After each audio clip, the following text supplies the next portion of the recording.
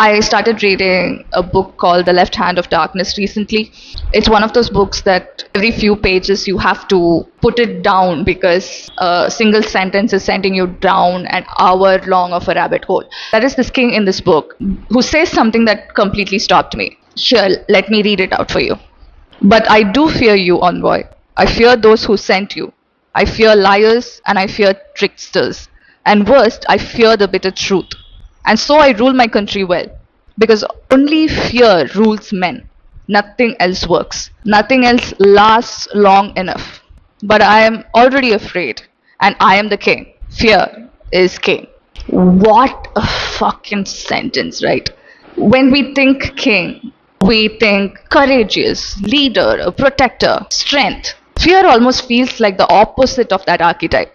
A king isn't supposed to be afraid. But what if that is exactly what makes him a good king? We usually imagine an ideal doctor as one in perfect health condition. We don't picture a doctor with a chronic illness. We don't imagine a psychologist who has struggled through their own mental illness. We don't imagine a police officer who already has a criminal history. Yet, in my experience, some of the most compassionate doctors are the ones who have had the experience of being a patient themselves. Of the best psychologists I've met are people who have spent years battling their own darkness. They understand the landscape better because they walked through it. You don't guide people out of territory that you've only seen on maps. You guide them because you survived it. Maybe fear works the same way. A king who has truly never felt fear might know how to command an army, but he might never know the people he's trying to protect. If you have watched Papanasam or Mahanadi, you will know what I'm pointing towards. Kamal Hassan does not portray a fearless hero. He portrays a terrified father. Everything they do is driven by one single question: how do I keep my family alive? This isn't courage replacing fear. It is courage growing out of fear. Fear isn't opposite of responsibility. Sometimes it is the proof of it.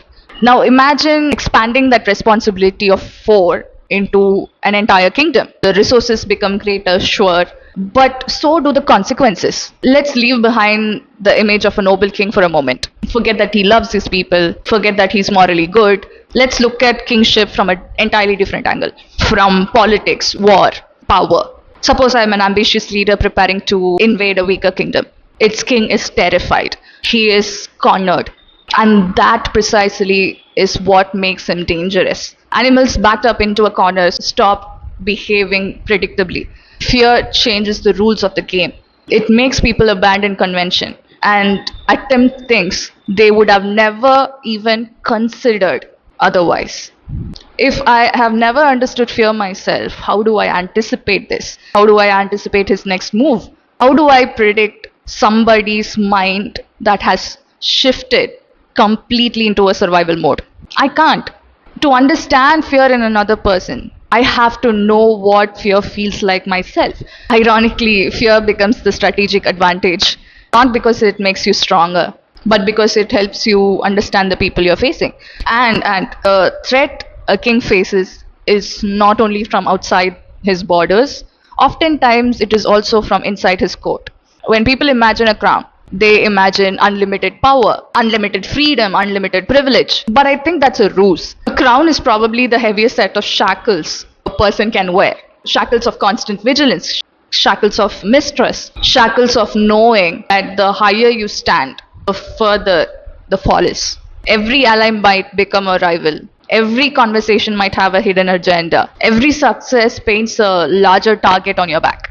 Maybe fear isn't the unfortunate side effect of power. Maybe it is the price of it.